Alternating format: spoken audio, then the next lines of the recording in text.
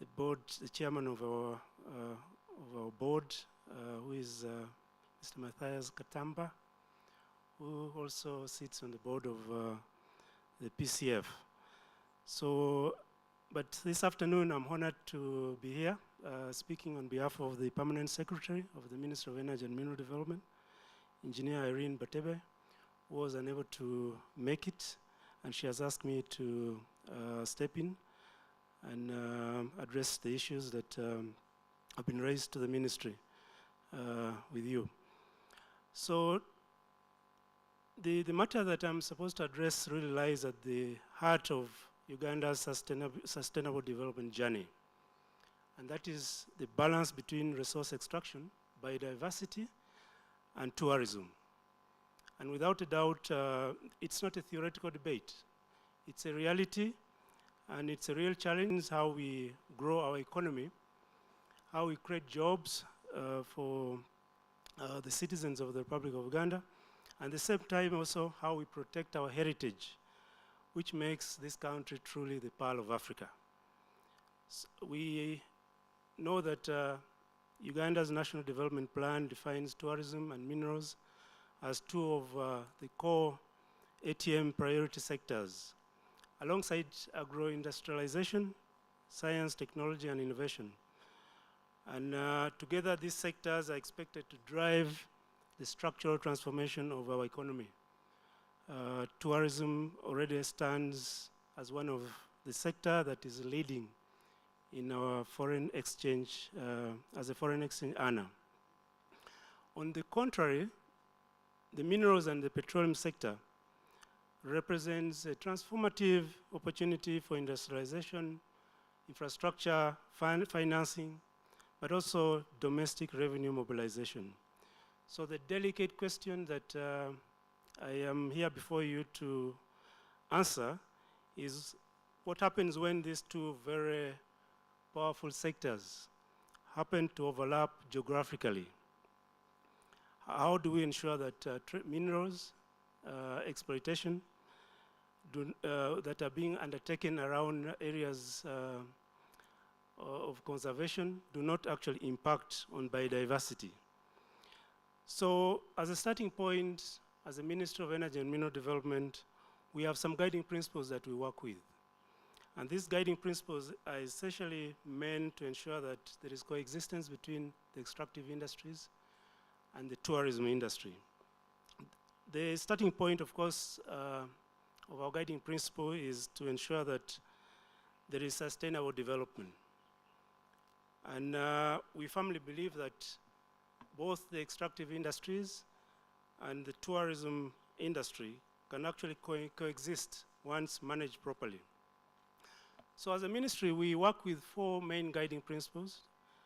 First is the precautionary principle, which requires that we prevent any harm where there is a potential risk to the environment and biodiversity. The second principle is the polluter pays principle that requires that we ensure that whoever causes environmental damage bears the cost of restoration of the damage that they have caused. The third principle is intersectoral collaboration and cooperation between the key stakeholders, and in this case, the key MDAs and other external interest parties.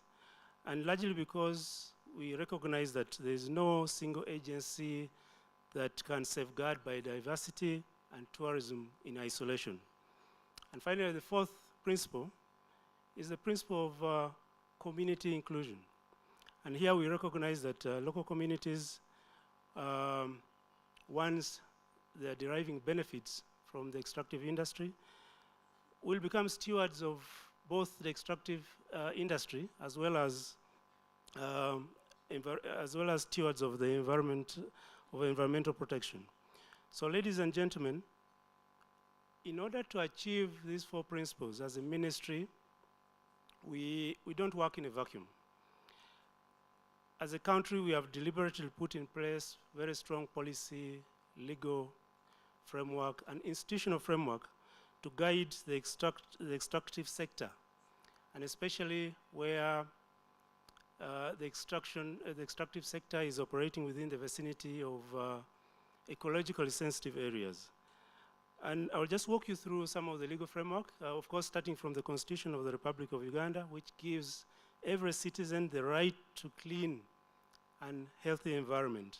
And of course, as a government, as a ministry, we are obliged to ensure that we protect the natural resources for the common good of all the citizens. Now, the Constitution, of course, is operationalized by a couple of legal framework, and starting with the National Environment Act of 2019, which, as some of you know, mandates the developers to undertake a robust environmental and social impact assessment for every project that they have to undertake, including in the extractive sector. And then we have the Wildlife Act of 2019 as well, that empowers the Uganda Wildlife Authority to protect the biodiversity and safeguard visitor experience in the conservation areas. We also have the Mineral and Mining Act of 2022 that requires that every license holder commits to mine cleanup or closure, restoration of these extractive sites, but also importantly prohibits those operators from reckless activities that could potentially pose environmental threats or danger to the ecological system. But in addition to that, we have the Petroleum Acts of 2013, which, in addition to the legal framework that I highlighted, also impose very strict obligation on developers for environmental protection, as well as compliance to monitoring and decommissioning of any oil and gas facility that they would have put in place. I just want to underscore that all these legal frameworks are actually anchored on the National Oil and Gas Policy of 2008, as well as the National Minerals and Mining Policy of 2018. So all this put together provide that foundation that we need as a country for ensuring that extractive resource extraction coexist with national development without sacrificing biodiversity as much as we can.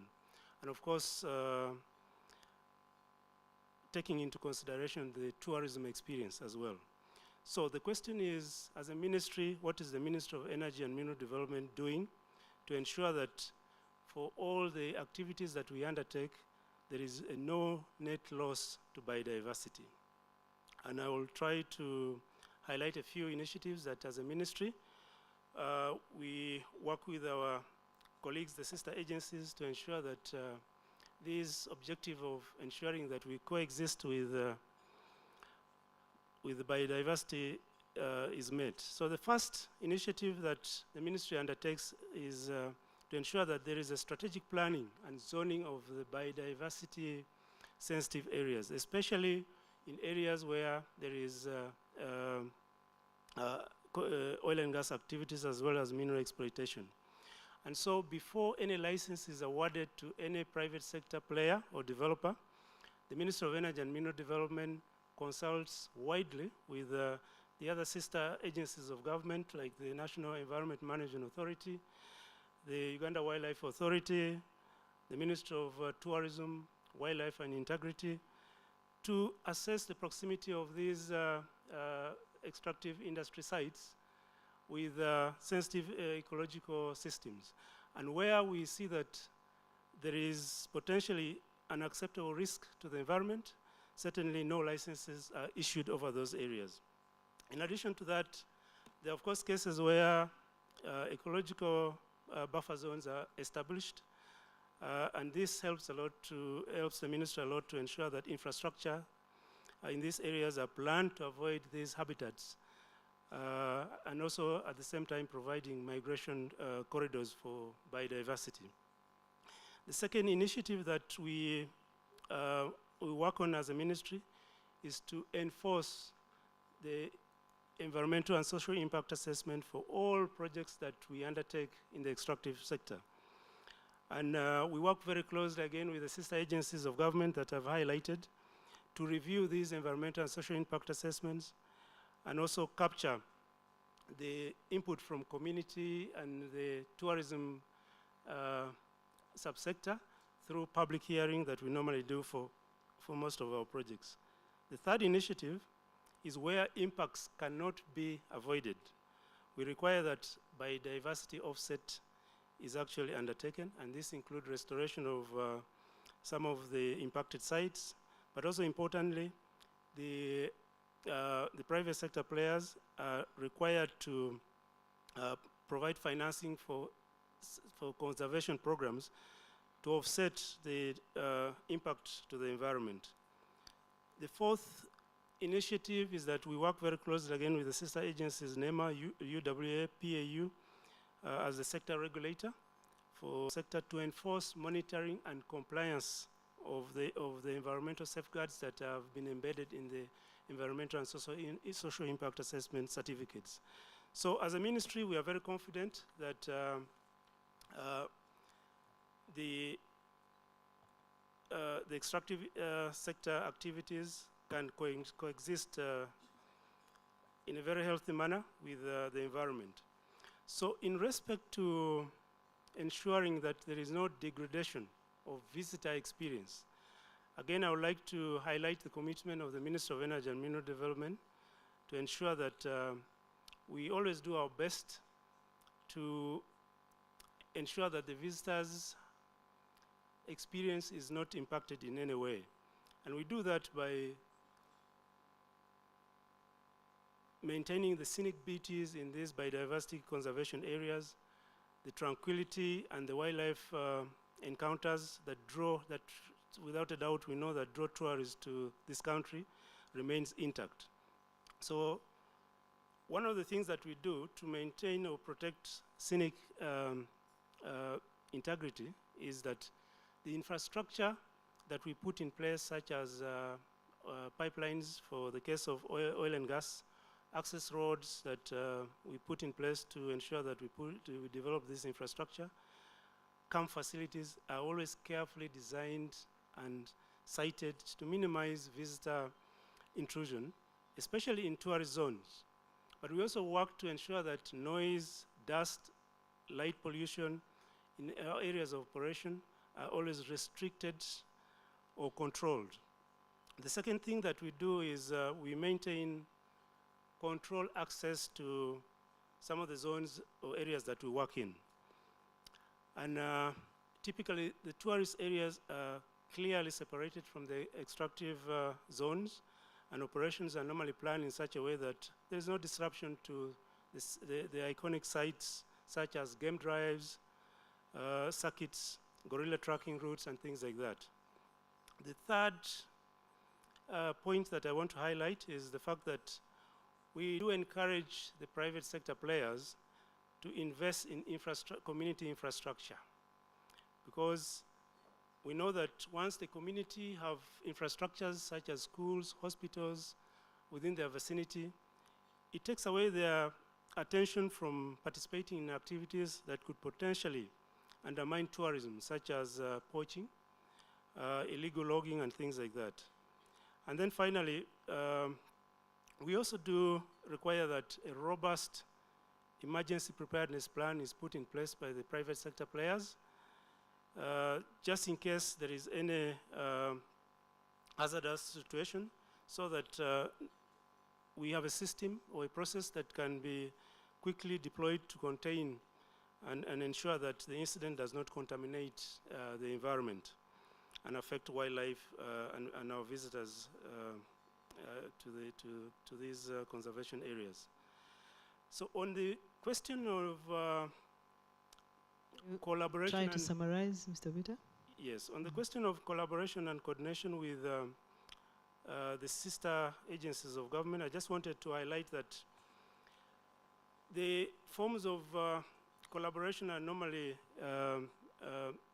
in a number of ways. First, as a ministry, the Minister of Energy and Mineral Development has an interministerial committee for planning and oversight with the sister agencies. We also do undertake joint environmental and social impact assessment review with the MDAs that have a key role to play in the extractive sector.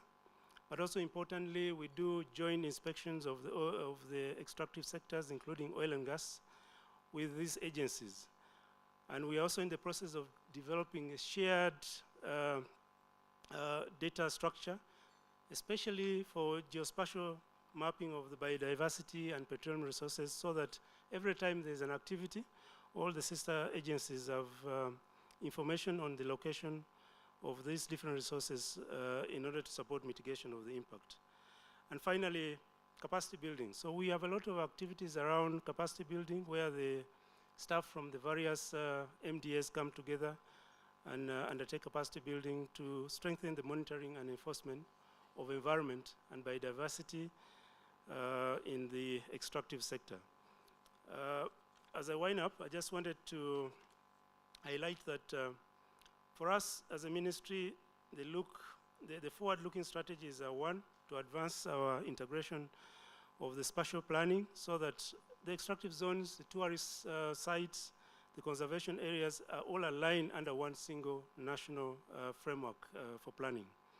We're also working to expand the use of environmental bonds so that the funds that are available for restoration of some of these sites, especially where there have been impact to the environment, are available, even when the operators default. And thirdly, we are also promoting nature-based solutions such as wetland restoration, reforestation of some of the areas that are within the vicinity of our operations, and in order to build that is resilience that we require to enhance the biodiversity conservation. And finally, we are also investing in digital monitoring tools such as drone, which have been spoken about quite a lot here, satellite imagery to ensure that we have real-time monitoring of compliance of our activities that should support the coexistence of extractive sector and biodiversity. So, as a country, without a doubt, we are blessed with resources, petroleum resources beneath the soil. But again, we are also blessed with this extraordinary biodiversity and tourism assets that are above the ground. And so the task before us is to ensure that these blessings do not conflict, but instead complement one another for the benefit of all of us, the citizens of this country. So as a ministry, we are committed to ensuring that there is no loss, there is no net loss to biodiversity, and that no degradation of visitor experience is encountered, especially within the vicinity of our operations. And we commit to work very closely with sister agencies, NEMA, the Ministry of Tourism, Wildlife and Integrity, UWA, the communities within our operations, to ensure that Uganda's natural wealth, both beneath and above the ground, will drive the prosperity of Uganda as a whole. I thank you very much for listening. Thank you. Thank you, Mr. Obita. That was quite comprehensive. I think we needed like 3 days, Irene, so that we can all make a comprehensive presentation. He has covered the guiding principles, the legal framework, the initiatives so far, and I think I can confirm that some of these have been happening between the ministry and our agencies. So thank you on behalf of the PS. I would like now to move to Ministry of Works. And considering that we've taken a bit of time, I will ask you, if possible, to do this within less than 10 minutes. Accessibility. And under the National Development Plan 4, government has emphasized infrastructure as a catalyst for tourism and economic growth.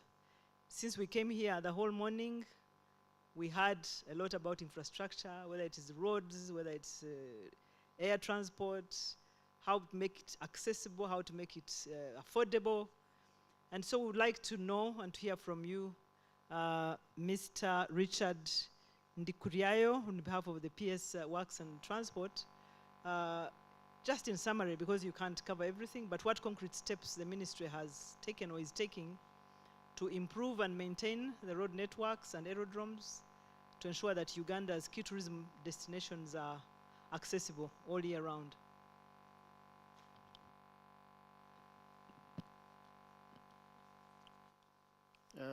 Thank you, PS. Ladies and gentlemen, allow me to go by the protocol already observed. My name is Ndikudyayo Richard, and I work as a commissioner, Statistics Monitoring and Valuation, Ministry of Works and Transport. I'm here representing my permanent secretary who was unable to come. My permanent secretary is called Wagaya Waiswa, so he has not been able to come, and he requested me to represent him. Yeah. Thank you, Chair. Before I start answering the question, allow me to state that since I came here, the first panel, second panel, there are a lot of cries over the state of our roads in this country. And the Chair, these cries show that transport infrastructure is very, very important in this country. You cannot, tourism industry cannot thrive without access. And as a ministry, we are strategically upgrading both the roads and the aerodromes. Also allow me to state that the ministry is widely known for roads, but the ministry does much more than roads. The ministry is responsible for roads, yes, because the biggest percentage of our cargo and passenger travel is by road. So that's why road stands out to be very, very, very important. But the ministry is also responsible for air. We've been discussing about the aerodromes, about the airports this morning, but I haven't heard any mention of the railway transport, and some hint on inland water transport. So the ministry is in charge of these 4 modes of transport. And when we are planning, when we are budgeting, we budget for all these modes of transport. The road transport, the air transport, railway transport, and inland water transport. Maybe to the organizers, next time we could invite some experts. We have experts on inland water transport. We have a department at the ministry that spearheads this. It's called the Maritime Administration. We have experts there. And then we also have a full agency in charge of railway in this country called the Uganda Railways Corporation. We also have a project that is working on the standard gauge railway. I'm sure you've been following the developments on the development of standard gauge railway. So all of these modes are very, very important and very key as far as tourism or access to tourism areas is concerned. Now, Chair, back to the question. The concrete steps the ministry is undertaking to improve and maintain road networks. You're only asking about road networks, not other networks. And then the aerodromes. And then the interventions that are under National Development Plan 4. Like you have rightly said, I would try to summarize because the Integrated Transport Infrastructure and Services Program is quite broad. If I was to present, I would require a full day here. But allow me to focus on what you have asked, the concrete steps. Step number 1, the Ministry of Works and Transport, unlike the other years, is shifting from development to maintenance of our assets. We are now prioritizing maintenance of the existing road infrastructure over new construction. We are doing new construction, but at a low scale.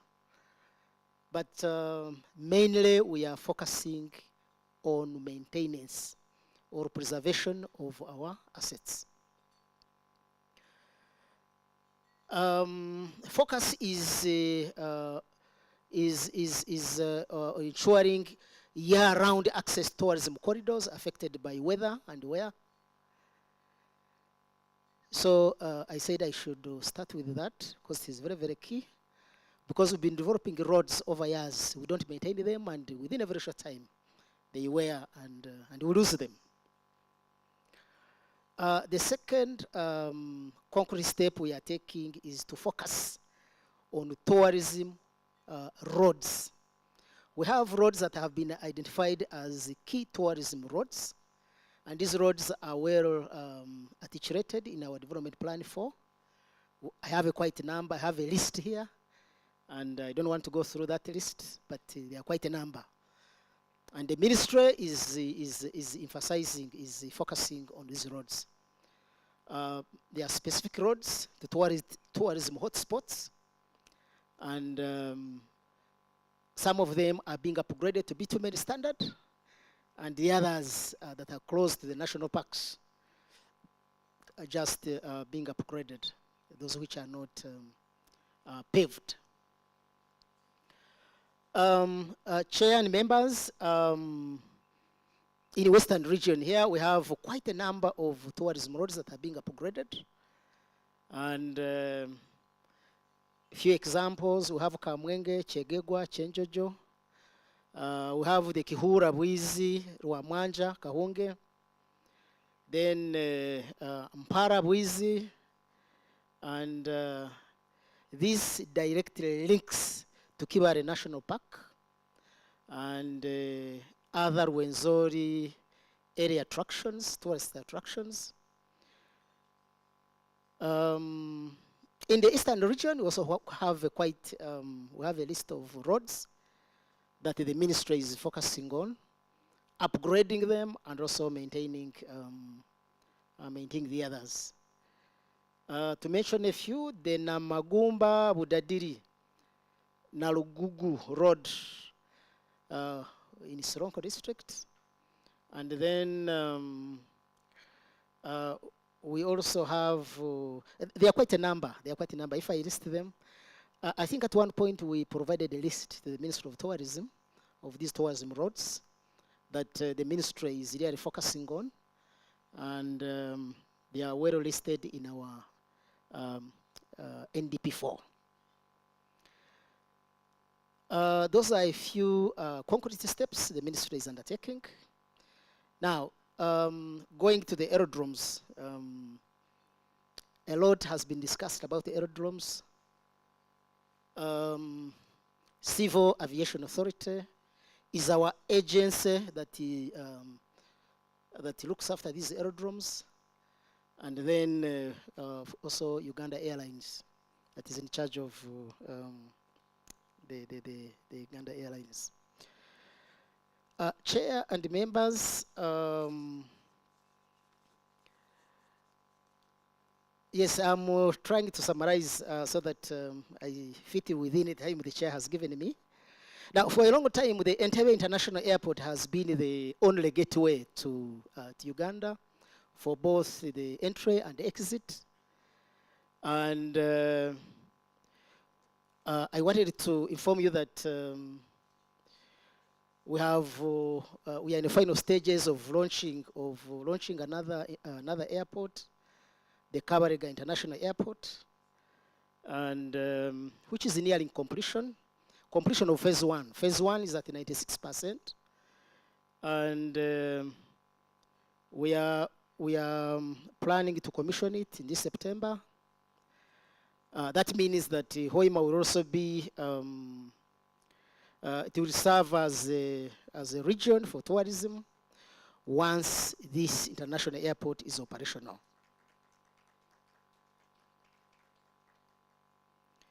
So we shall no longer be talking about Entebbe Airport alone. We shall also be having Kabarega International Airport.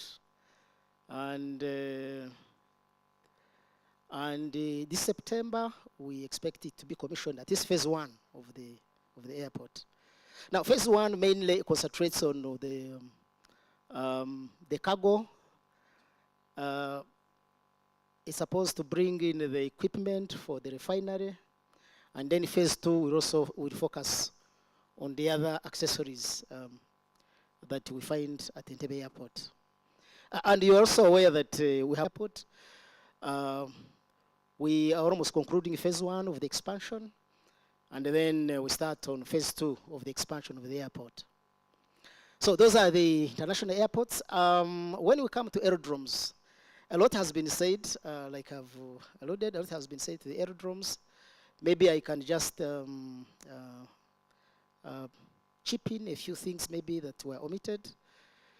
Now, we have a total of 57 aerodromes in this country. 57. And out of these 57, Civil Aviation Authority operates only 13. And the other aerodromes are operated by, some of them are operated by private companies, and the others are also operated by local governments.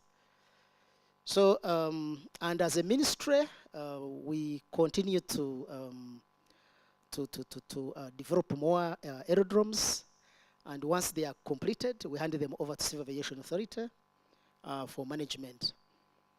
Some of the aerodromes that are under construction, they are under upgrade. We already mentioned the Xoro, Kasese, Arua, Pakuba, Kidepo, Gulu. And then the challenges that some of these aerodromes face, of course, is to do with the land, like you had in the morning. Some of the aerodromes, we don't have enough land to expand them, to expand the runway.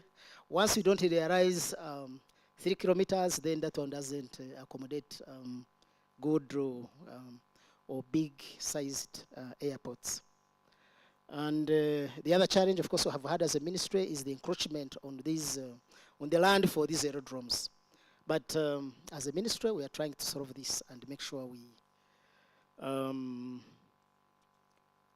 we improve all the aerodromes in the country.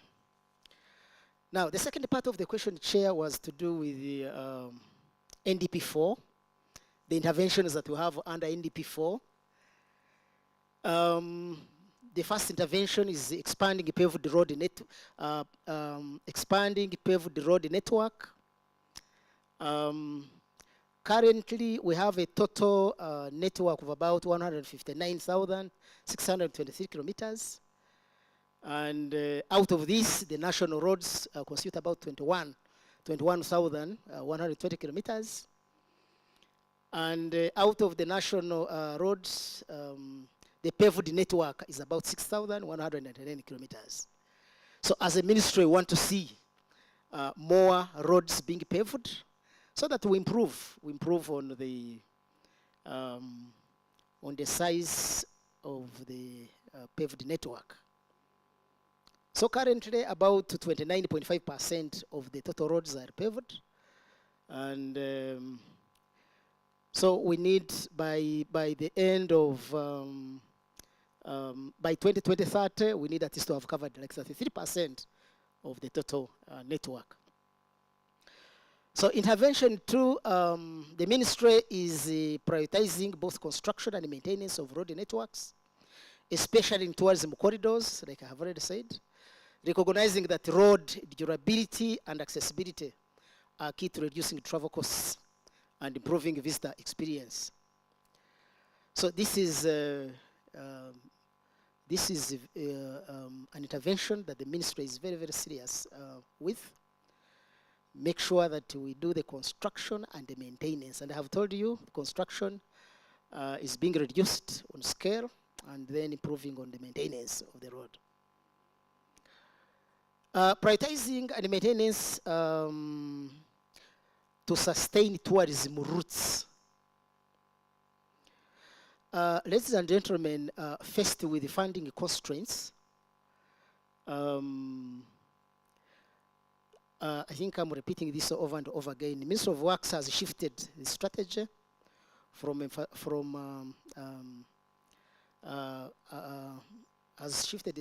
to emphasize on maintenance of existing paved roads to preserve road assets and uphold accessibility to tourism sites.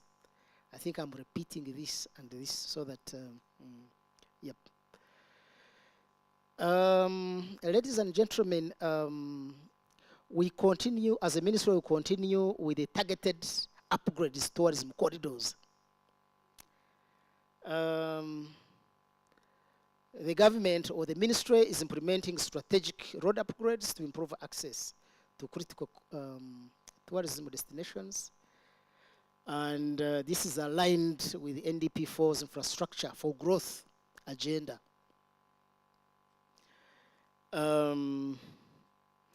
Roads like Kitugu Mukidepo, Kabale Kibunyonyi, Kisoro, Rubugu Linkuringo, Kisoro Mugahinga are some of the roads the ministry is emphasizing on. And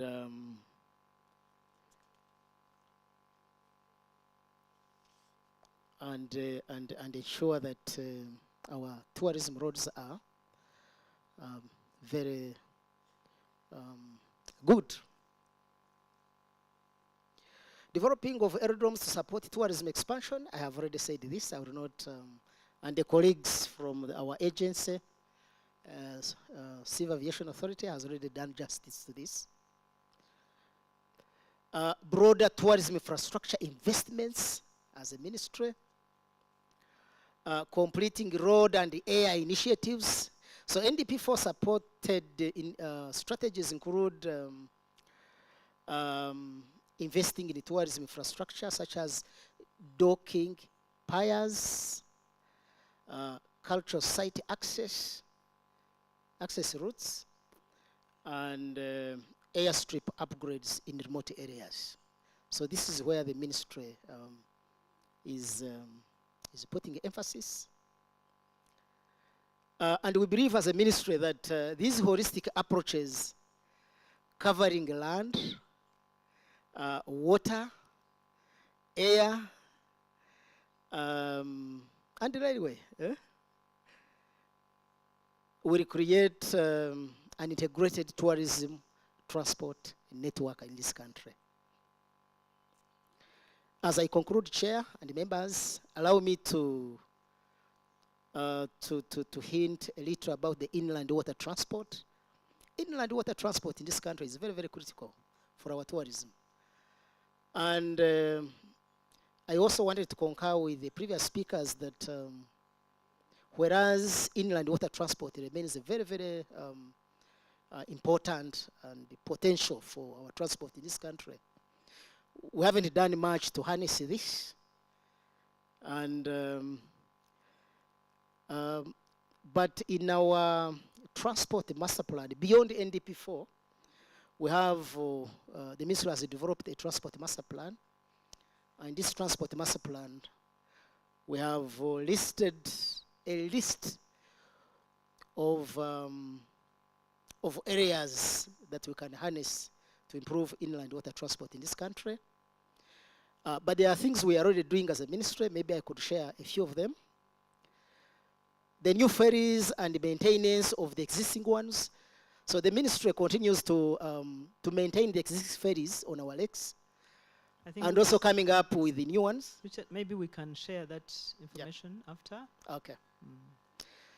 So with this, Chair, ladies and gentlemen, thank you for listening to me. Thank you. Thank you, Richard. Maybe you may need to tell the audience where the Mitiana Fort Portal Road lies in this plan.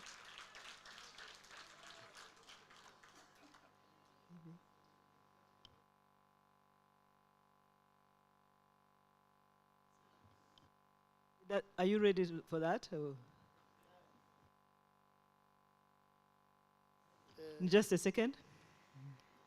Thank you, Chair. Mitiana Fort Portal Road is divided into, I think, around 3 segments.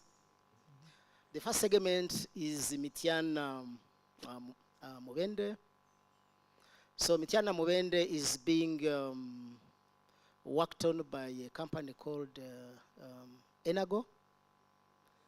And the source of funding is the government of Uganda. We don't have a loan on that road. And this road commenced around, I think, 2021, around 2021. And by now, it is expected to have been completed. So what happened? But due to unforeseen challenges, this road has not been completed. The contractor has not been paid. We are still mobilizing resources. Together with the Minister of Finance, we are working very hard to mobilize resources.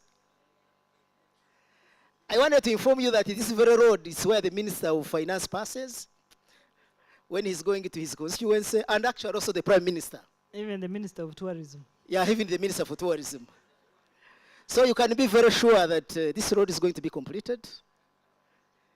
And I think there were just challenges that were beyond our control as a ministry. You saw the policy changes that came on board. Those were beyond the ministry itself. So I want to assure you that this road, like you will hear from my colleague from Ministry of Finance, this road is going to be completed. Of course, my minister has presented a report before the floor of Parliament on this issue, and I don't want to contradict what he has communicated to the country. And let's remain hopeful that this road is going to be completed. Thank you. Now, the other segment, Chair, the other segment is Mubende Chegegwa, and then Chegegwa Chenjojo. That road is also very, very bad. I passed there yesterday, personally. It took me 7 hours to get to Fort Potro. And this used to be a very, very good road. Because this is like my home. I was in Yakasura school here, so this is like my home. I frequent this place so much. So that segment, what the ministry is planning to do is to use our in-house construction unit to do some remedial, just to do some remedial works to make it accessible, to make it motorable, as we organize for the total overhaul of those two segments as well. But the in-house unit is already mobilizing. Actually, some of them could be already on the ground to make sure that this road is motorable as we organize the total overhaul, total rebuilding of those segments. Chair, I hope I have attempted to. Thank you so much. Thank you for that assurance. I hope we are not speaking to ourselves. Because from where I sit, I get a lot of concerns, especially infrastructure. I'm sorry we've taken a lot of time on this. And I don't know if I have some people from Kisoro in the audience. I am always being told that we have done tourism roads, but where 60% of the revenue is coming from, we have not paid attention. So we would like you to take that message back to the ministry. We have been talking about water transport, we've been talking about it. I think we need to get back to the drawing board as government, I think, and see how we can prioritize, because like he's saying, we never have enough resources. But how do we focus on the priorities? Ladies and gentlemen, we've taken a lot of time, and we are going to give the last chance to the money person. And I want to thank Mr. Nyimu before I even ask him to speak, because him as a commissioner, he's the one actually who is very passionate about tourism in that ministry. We thank you for your passion and for your, every time we have something on tourism, Mr. Nyimu shows up. Now, tourism, as I said earlier, has already been identified as one of the ATMs. And as one of the ATMs, we are already very grateful for the increased budgetary allocations that have been given to the program, which will certainly go a long way to improving our performance. However, we all know that significant financing gaps remain. And so we would like to know from you what more concrete and time-bound strategies the Ministry of Finance is putting in place to meet the sector's growing needs, because what we need is a sustainable financing. So what is the ministry doing to attend to these growing needs, and including, of course, strengthening the sector infrastructure, like we've just talked about, improving last mile access road to key sites, revamping the aerodromes. Everything that we've talked about, of course, comes back to financing. So do we have a predictable multi-year financing pathway under NDP4? Mr. Enyimu, thank you.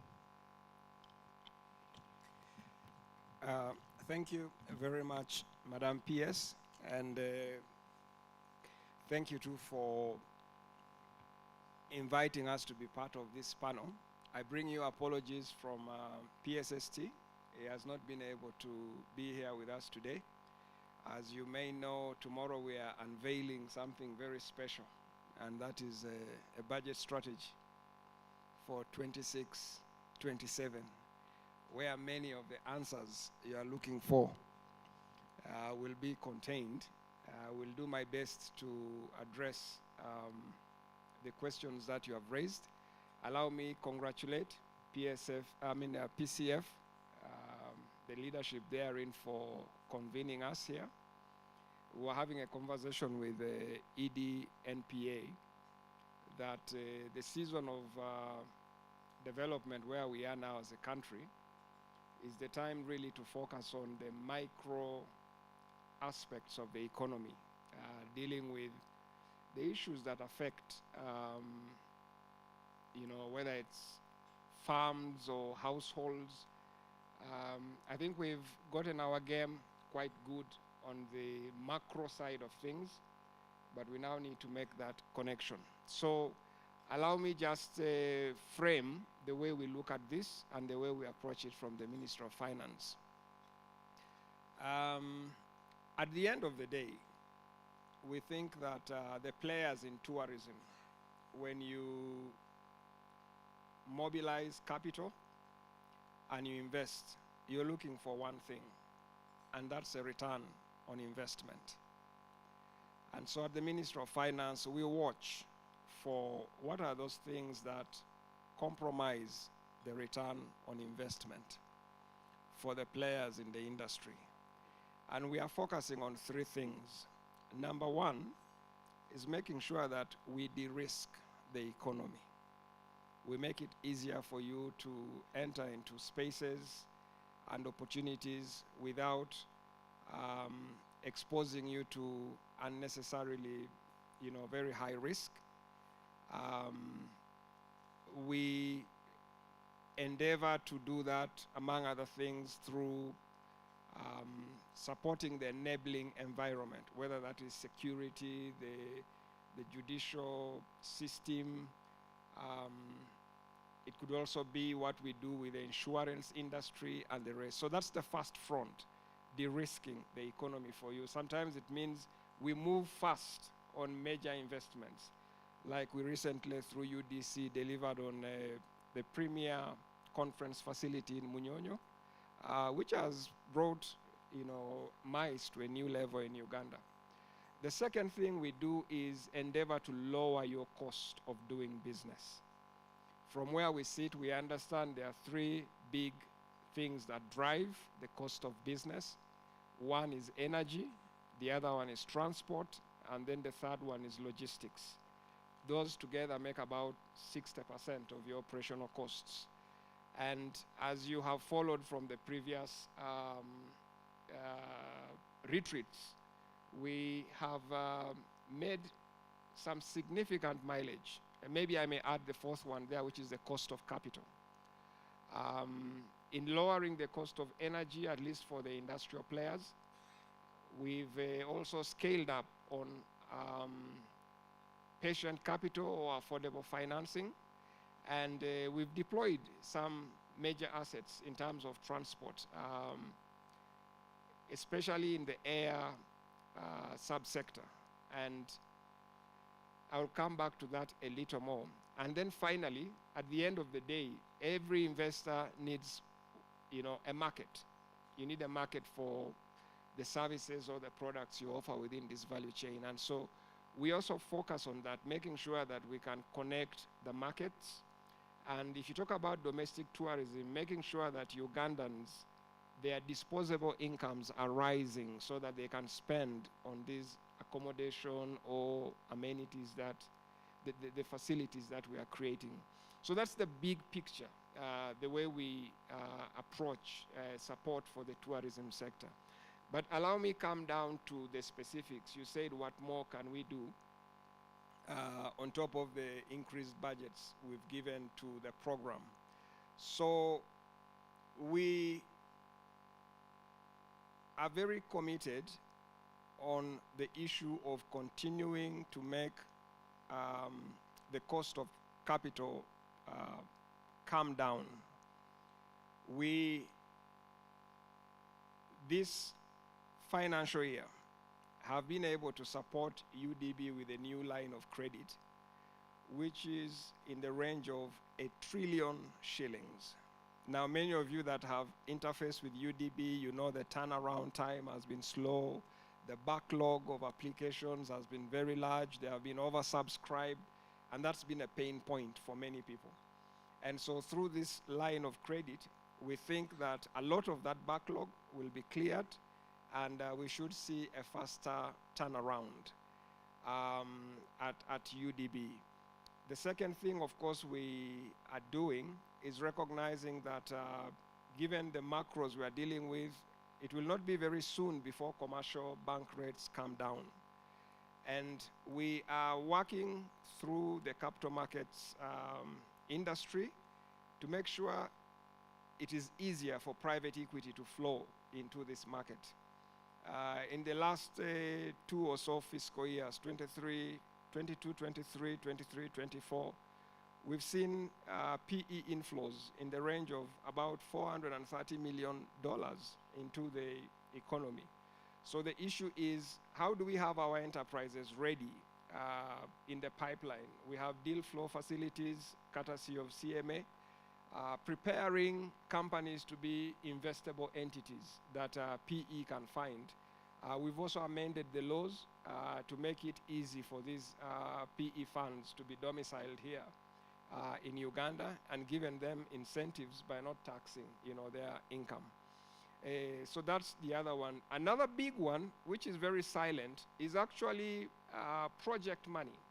We have a lot of funds we have contracted as a country that we are not absorbing at the rate we should be and solving the problems that are a pain to players in this industry. So the ministry is taking great effort to speed up project execution, to make sure that the public investment management system can get out projects that are well studied, but also that are executed on time and on budget. And over the last 5 or 6 years, we've moved absorption from about 30%.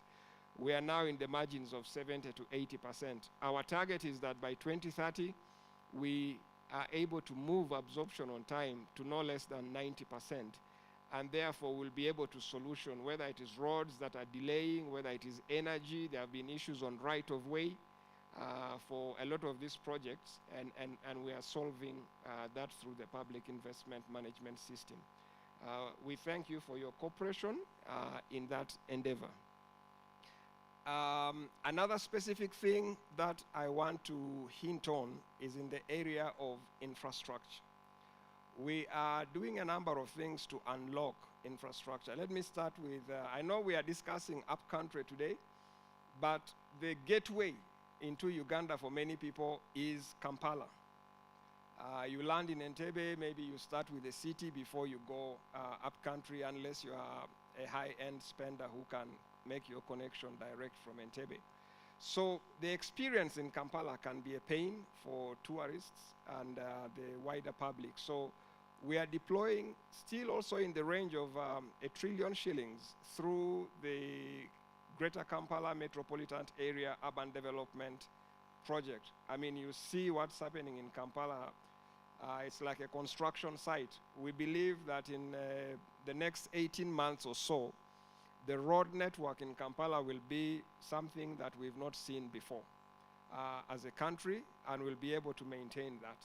We've locked in a lot of funds to open up mobility within the city. Still on infrastructure, we are working to make sure that rural electrification is delivered sooner than later. We have ambitious targets of the grid so that access to energy in the grid, we can move it at least to the margins of 60%. I think we've deployed over $630 million through the Electricity Access Project, which is a World Bank funded project, and implementation has commenced.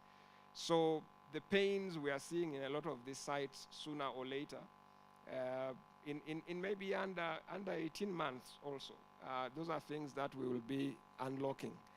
On infrastructure, what else can I hint here?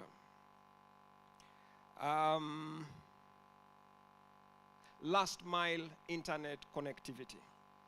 We are now implementing the 5th phase of the national backbone infrastructure, where we are extending internet access to 63 more districts being connected to the NBI. This means that on top of the 53 or so that have benefited, we should be able to see, frontline facilities now connected to the internet, and also people that are operating in these remote areas with cheaper access to internet, rather than the option of what is coming through maybe the mobile solutions. PS, let me address something, talking about the roads that have been a pain here. Of course, you know that as part of front-loading infrastructure, we committed to many roads at the same time.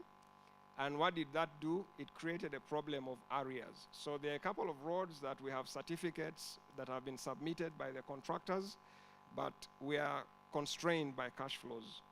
So with the guidance of Cabinet, we have fast-tracked our arrears clearance strategy.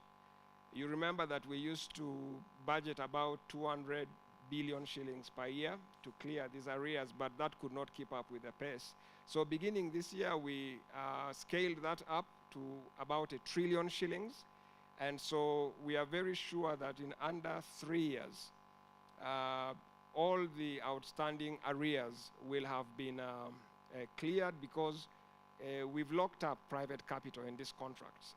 And of course, it's something government is conscious of, and we are clearing. And the transport sector is a priority in the clearance of these arrears. So I'm very sure that soon or later, these contractors will be back on the road. It's not only this road that's affected. And we've instituted tighter controls in Treasury to make sure that the creation of these arrears is something that is history moving forward. Still on the road transport, on transport, we are supporting a lot of works on Lake Victoria, especially the navigation, making sure that the lake is navigable, because nobody is going to insure a vessel on that lake if you don't have what they call, are they navigation notes or something? And the ports, the docking facilities. So we have 2 or 3 projects in the pipeline in the public investment plan to unlock transport on the water bodies. We are also big, Madam PS, on automation and digitization of public services, making it easy. As you know, that's been a theme in the budget for the last 5 to 6 years. And we are seeing it paying off. Integration of systems. We are putting in a lot of public investment in supporting agencies to automate their systems. We have something called the Business Licensing and Reform Commission that was approved by Cabinet. We are now moving into round 2, where we are eliminating licenses and reducing just the steps required for these approvals. Where necessary, we consolidate them. So we are coming with the second generation of those reforms. We reduced, I think we eliminated almost 600 steps and procedures in the first round of the business licensing reform. We hope to eliminate another 300 or so in this second round. We finished the study with support of the International Finance Corporation, an arm of the World Bank group, and soon we will be returning to Cabinet for endorsement on that. And that should lower. Of course, we've already invested at the one-stop center. We've brought all these agencies that are involved in clearance of your investment. If your paperwork is ready, the difficulty we have is partial submission of paperwork.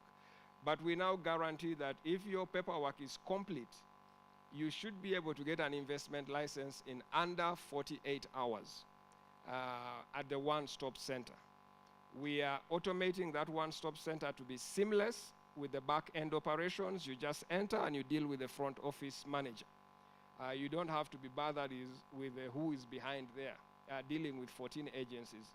You submit your paperwork once, and the back office will handle the rest to give you a smooth operation. And maybe finally, in the interest of time, what are we doing to support tourism? When a tourist is thinking about coming to Uganda, they map a lot of risks. One of them is access to healthcare. If I'm in Uganda and for some reason I fall sick, is there access to a world-class health facility? And so we are supporting the Ministry of Health with delivering on a few world-class health facilities, centers of excellence. Of course, Uganda stands high in East Africa in terms of our laboratory infrastructure, in terms of testing and diagnosis of diseases. But after that, you need to train. So we've supported, as you're aware, Aga Khan Hospital has now opened here at Nakawa. We are supporting the International Specialized Hospital in Lubowa. We have increased capacity of Mulago to a super specialized hospital. They can handle a couple of things there now. And then we've also just cleared a project to handle the air ambulance so that you can be lifted if there is referral required. And we are also conscious that we are not only dealing with travel tourists. We are mindful of sports tourism, and we are, coming for. We are mindful that education. Uganda does a lot of education tourism from the region. Students come in here to get, a quality education. So we are investing. We maintain that age and brand, especially in tertiary institutions and international schools. When organizations are thinking of where to site their headquarters, they think about where will our staff, the children of our staff, go. There must be international schools that can accommodate them. And we are running a policy system to make sure that these facilities are in country.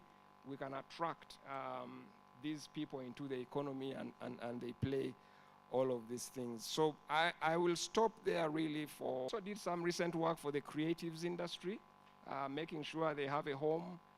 We are working on their law, and we've put in seed money. I think they created a circle. We've put in, I think, about 30 billion shillings to help with cheaper capital for them to run their operations. So those are some of the specific efforts that are time-bound. These are not things that will wait, 5, 6 years. These are things that are going to materialize 18 months to 3 years' time. We believe the landscape will be different on account of these investments. I thank you very much.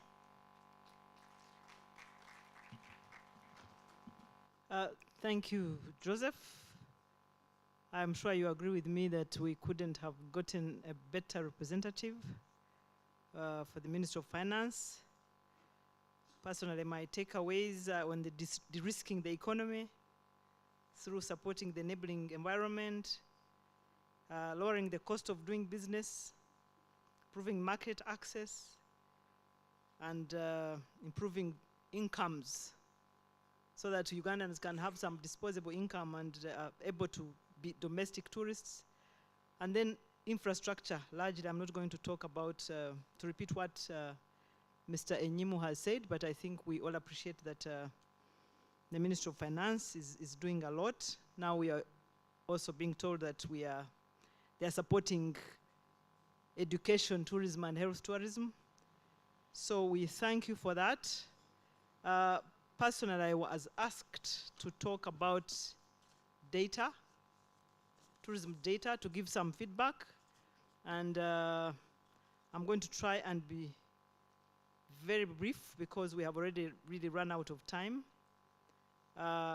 My question was, I know that investors in the sector are interested in reliable data, credible data, timely data.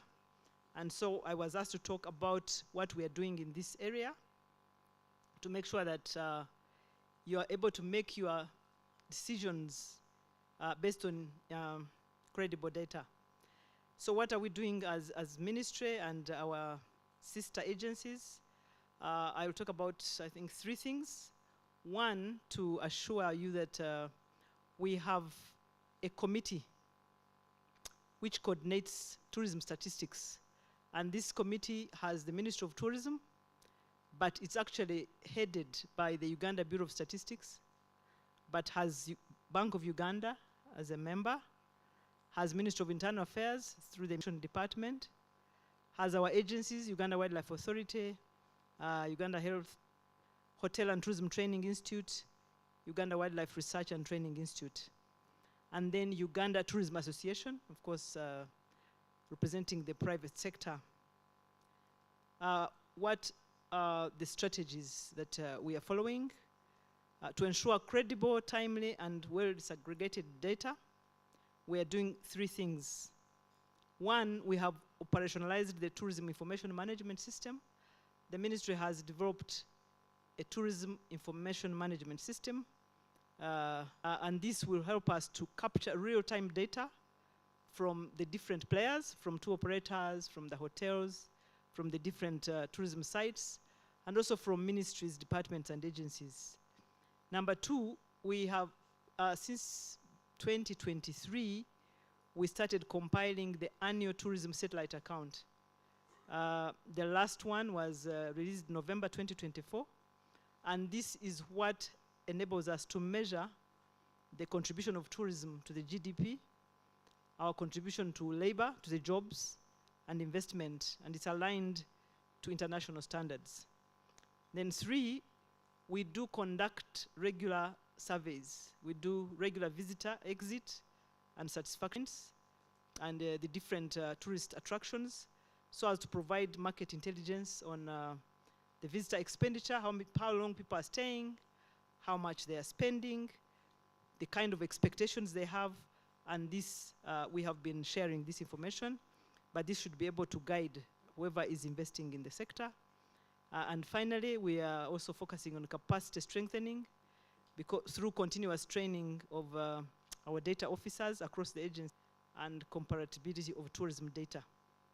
I think that is what I could say about our data for now. I'm available if you need any more information. So I want to thank our panelists for the excellent job you have done in addressing the issues and the questions. There are very many questions that we're not able to handle in this short time, but thank you very much. And thank you for being a very good audience and for listening to us.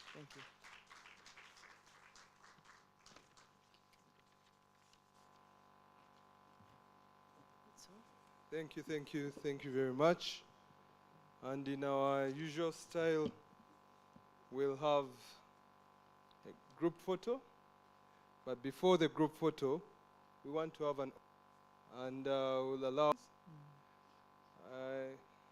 and then Dr. Mvala will come to wrap it up. I think before we are, all right, and being guided by my elder, Dr. Mubawala, that he should come and wrap up before the questions. And I think I take the guidance. And I will allow him, because also, when we had the questions last evening, I think he was one of the few in the room. Today he's got company. And I see by the smile that he's glad that he has company before the questions. Thank you, Doctor. Over to you.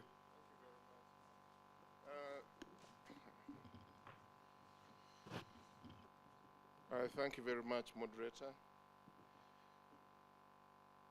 First and foremost, to my chair and the board members, an honor that I address when my chair is present.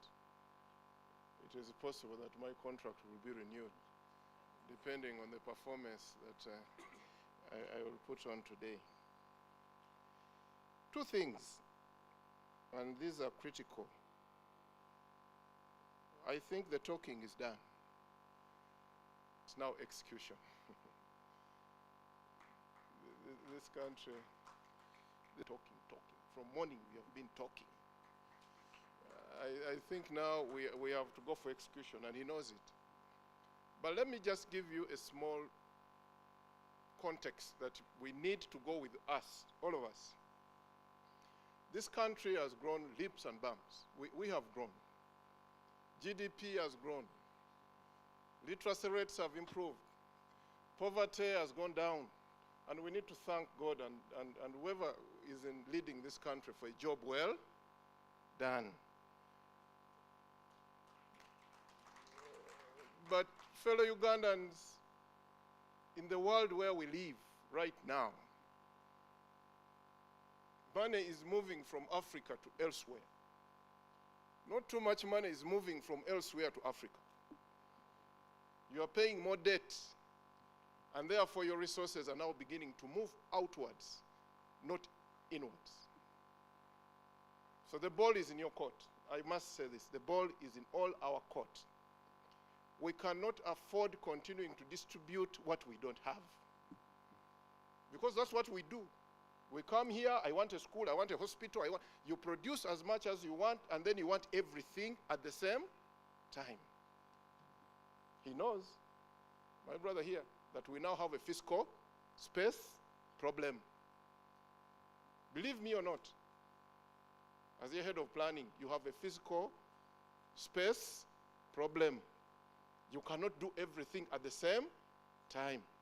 Therefore, you must prioritize. Prioritization is focusing. So tourism, where do we focus, colleagues? We don't have a lot of money to give. Where do we focus? Now, let me answer a few questions. My colleagues from Kisoro, from Kabale, where we know that 70% of our resources are coming from tourism, and that we want our economy, the size of our economy today, to be the size of tourism 15 years from today. Approximately $60 billion. That's what we want. So these are the roads that we have provided resources for, and I am sure the resources have been provided. I am also sure that the contracts have been signed for some of them, just awaiting advance payments. And these roads are targeting the tourism roads around the gorillas. Number one, Kabale, Lake Bunyonyi, Kabeho, and Kisoro Mugahinga National Park headquarters. That road has resources. And you can clap for the minister, not for me. I'm not the one looking for the money. Then the Kisoro, Nkuringo to Rubanguri Muko Road, 72 kilometers. Those resources are also available. And the people from that area know that these roads are around that. All of them. Bitumen class 1. Isasha to Katunguru, 88 kilometers. That is also done. And he knows we have been in top management. We know the funders. The deals are closed. Then Katuna Muko to Kamganguzi. Roads in the area? Have we gotten the resources? Yes. Now the next thing, execution. Minister of Works, do your job. On our part as planning, on our part as finance, we have now finished. You will not blame us. Then the other issue is that we need to clear, kindly colleagues, as Ugandans, World Bank does not finance projects in this country. The funds in the World Bank are Ugandan resources. What is wrong? World Bank, World Bank, World Bank, World Bank, Islamic Development Bank. We are members of those banks. They don't do us a favor. And I have worked for them. I don't see why you guys are so scared of these things. We are members of those banks. We borrow those monies. Those are Ugandan monies. Why are you calling them World Bank monies? Are they a gift to this country? They are our. So everybody is saying, projects financed by government of Uganda don't move. Is that right communication? Is that the right image we want our government to have?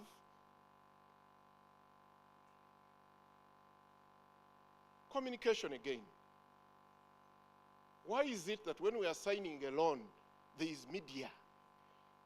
Everybody is Uganda has signed a loan. When we are paying, nobody is even there to know that we have paid. Because signing a loan is more newsworthy than paying the loan. But for God's sake, we are paying. And how much every year? 16 trillion?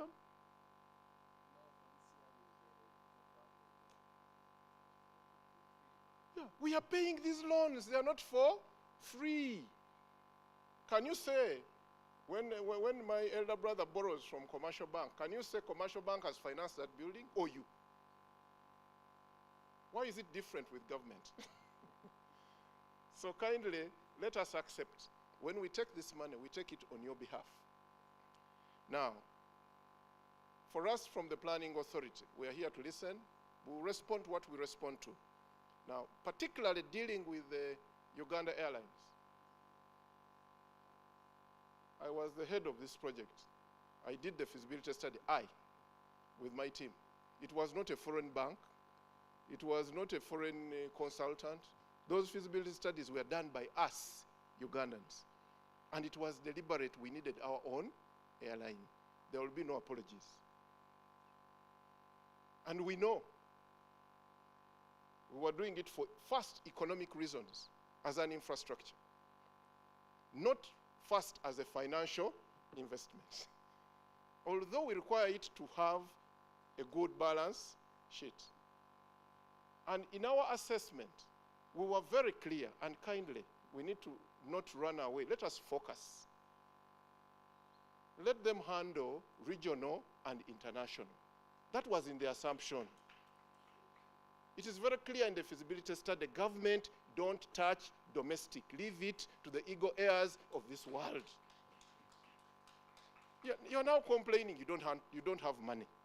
You want to buy for international and also buy for region, for domestic. Where are you going to get the money from, for God's sake? So let us not confuse this space. When you read the feasibility study, and what was approved by cabinet, and Jennifer has come here, what was approved by cabinet was that there would be a franchise between Uganda Airline and local participants. Meaning that the local participants will perform at the quality Uganda Airline deserves. But we are not going to be borrowing resources to chase our local participants out of the market. That's wrong. And this is a decision of cabinet. But now I'm hearing, hey, Uganda Airlines must go to Kisoro, must go where? Uganda Airlines will not go there. If we are going to follow the feasibility study that cabinet approved. And Chair, for me, I think you need to make this point to the President. The private sector is the engine of government should come in where private sector has failed. Because private sector has failed to take us to London. But private sector has not failed to take us to Kasese. They have not failed to take us to Arua. They have not failed to take us to Fort Portal. What is government doing there? So my proposal, sir, that tomorrow you kindly guide this country. Since you are even a private sector person, let us support Eagle Air and others. And what we need now is what kind of support can we give Eagle Air? And we are willing to work with you. The horses of the Minister of Finance are all here. The people who do research, we are all here. It is Joseph him and Joseph me. He's my boss the other side, operational, he is. So we need to have a meeting with the Eagle Airs and all these people in this area for us to agree what do we do, such that we do not divert Uganda Airlines to other things where we already have people. So now lastly, if we are going to succeed, PCF, and I'm a member, we must deal with the micro issues. The macro issues are already handled by Mr. Govi and Mr. Tingengo and others. Those are handled. Inflation is handled. Those things we will handle. Deficit we will handle. But now we need to look at the road that leads to the hotel. And we need to know those numbers. We need Ministry of Works to give us performance contractors on selected roads where we know our tourists are going. Like in Windy, after we have done these main roads, the last mile, Ministry of Works, we now need performance contractors to make sure that these roads are all weather the whole year. Minister of Energy. Yesterday we were here, and a colleague, who is there? Musei there, one of the biggest people in the area, has no power for a whole month. And there's another, even my senior brother, no power for a whole month. Now we need you, EDCL, to be able to receive all these complaints and handle them. And I want to thank you, Minister of Energy. I called them. They have promised me that those transformers will sleep in those areas by the end of today. I think that's what we now need. Not too much talking. We talk. We will not solve all these things at the same time. We now need an information system where we can get all these complaints. And then together, as government officials, we deal with them. I think that will be more useful. May God bless you. Thank you. Now we can take all the questions. I will also stand here and give company to my colleagues as they answer these questions. And where is the moderator? Yeah, you come and take your questions. I thank you very much.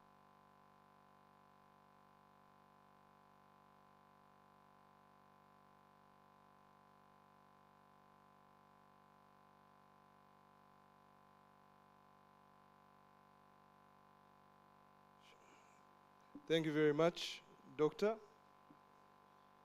I think he feels very good that he's got company. Last evening he was alone. This evening, he's got company. I'm going to request Dr. Veronica and the team to move the cordless mic to a select few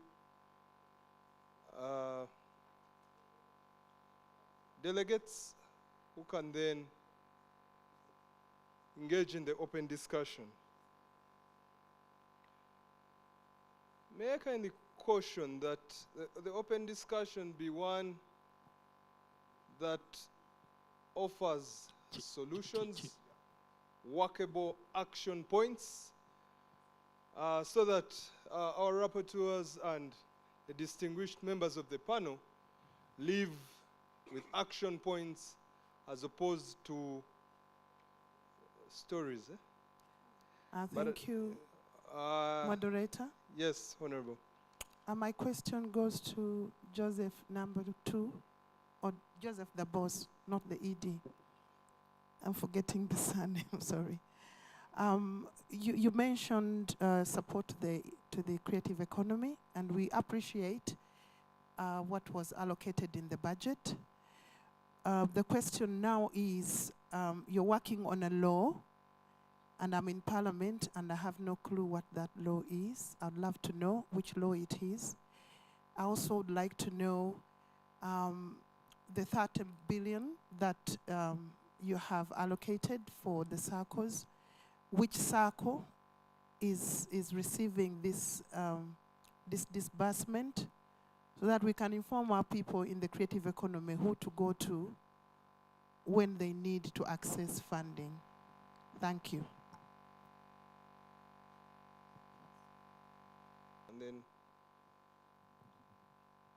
Good evening. My name is Caroline Andama. I head public sector at Postbank, and mine is just a solution that as a government bank, we're here. My Eagle Air gave a very good suggestion and said, why don't we have a fund that can be extended to players in the tourism sector? And colleagues here, I'll let you know that the agriculture sector is already enjoying these kind of funds.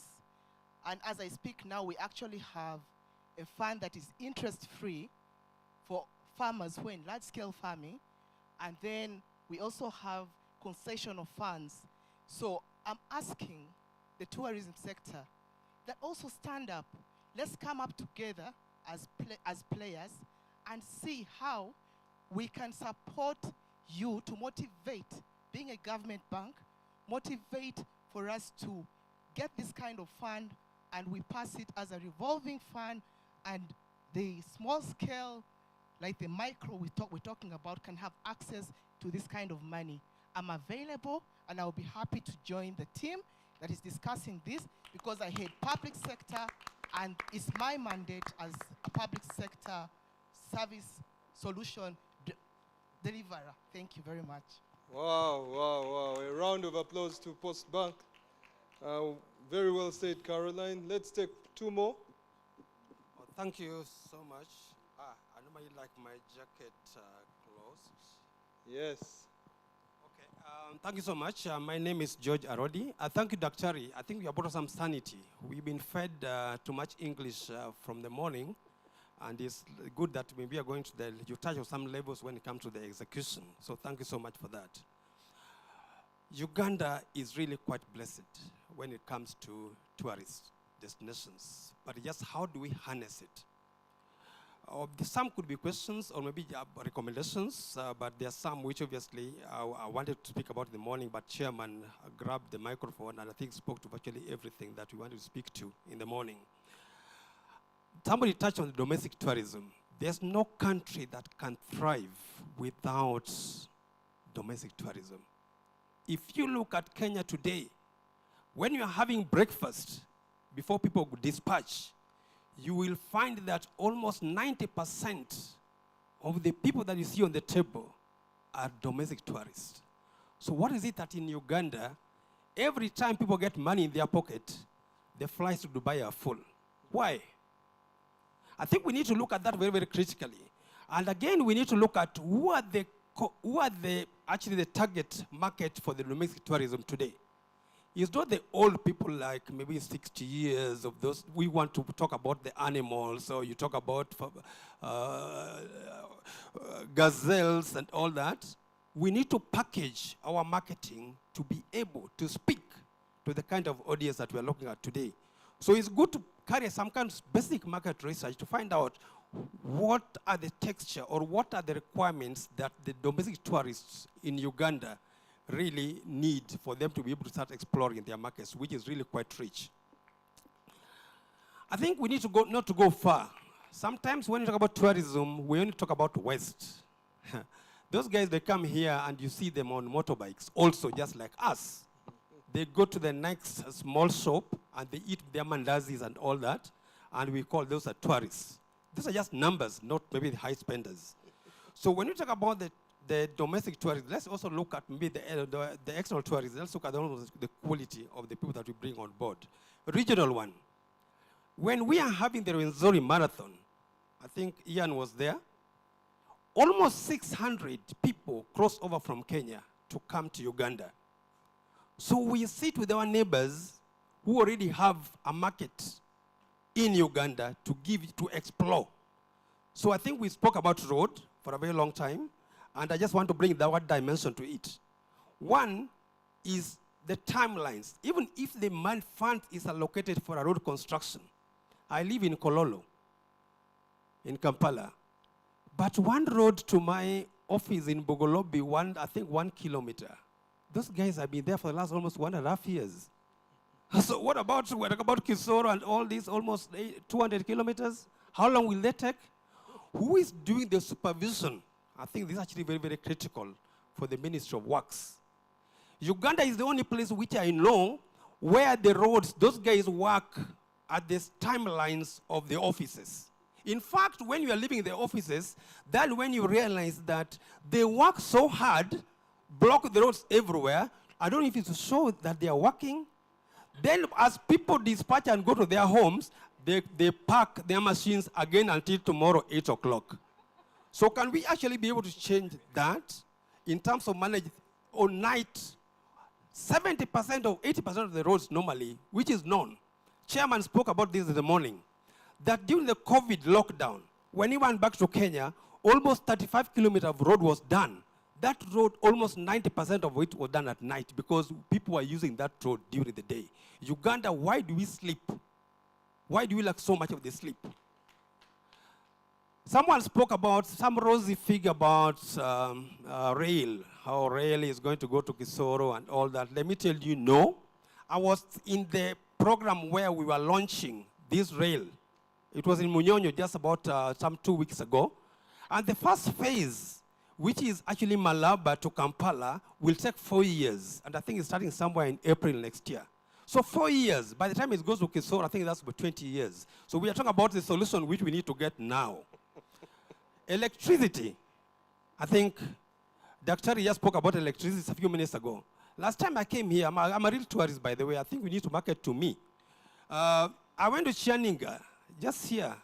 You passed the tea plantations to Chianinga. They were not having electricity. My God. Chianinga here. They don't have electricity. Havels, as you go towards Ginger, no electricity, connectivity. And they're just basically about 2 or 3 kilometers off the road. So let's be serious. Thank you. Thank you, George.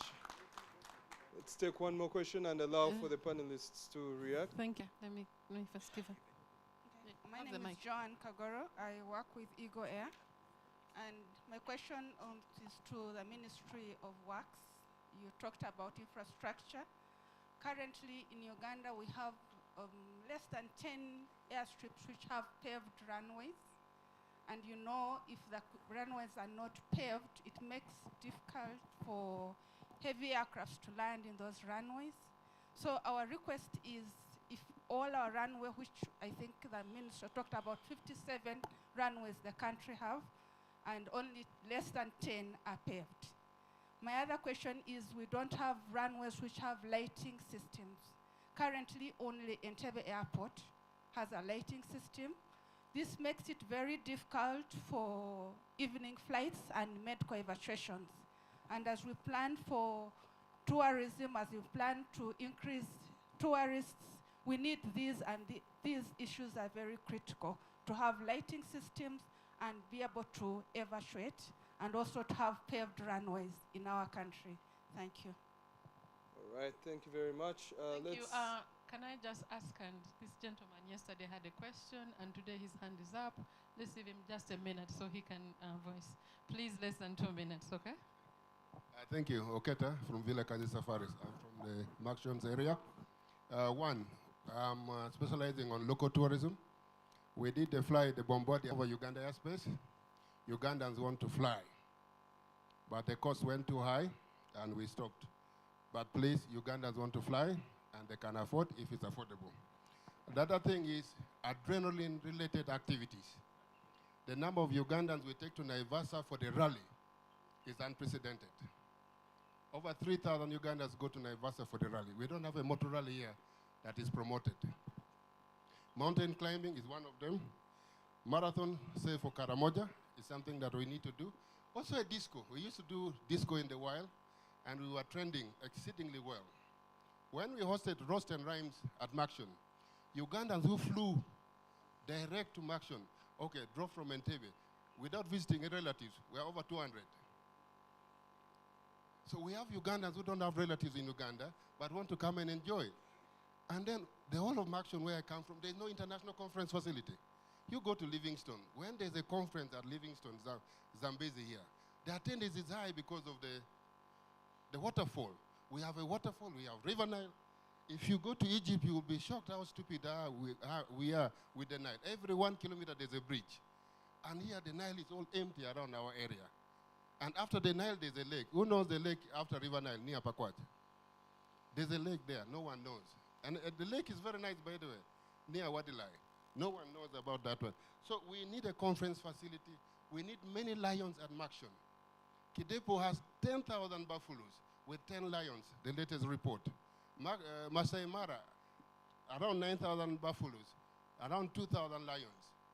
People are talking of mountain gorilla. The more lions you have, the more visitors will get, because it's affordable and it's adrenaline related. When people see lions, we leave the park at 100 kilometers per hour.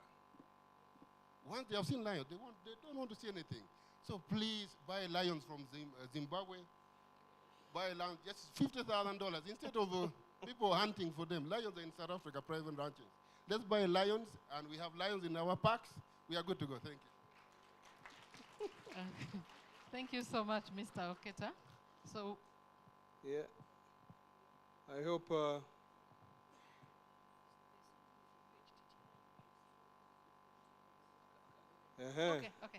Let's take it here. Go ahead, please. Thank you, Madam Chairperson. I'm called Boniface Yamukama. I'm the Vice Chairman of Uganda Hotel Owners Association. My question goes to Minister of Finance. As hoteliers, we have 26 taxes we pay to government. We have done a visibility study by World Bank. The consultant came. It is now 5 years down the road. Nothing has been implemented. Can you upscale this? Because this is too much for us. Thank you.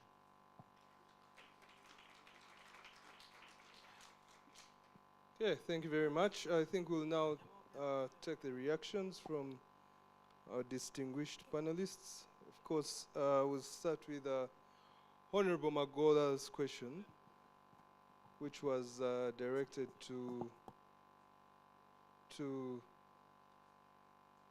Mr. Joseph. Yes, I think on which law is it, and you know, the circle. I think her question was clear. If you could please, or if you want to repeat it for. No, it's okay. He has it. All right, thank you. The law that we are dealing with is the copyright law. Being able to, you know, secure the IP rights of musicians and other creatives.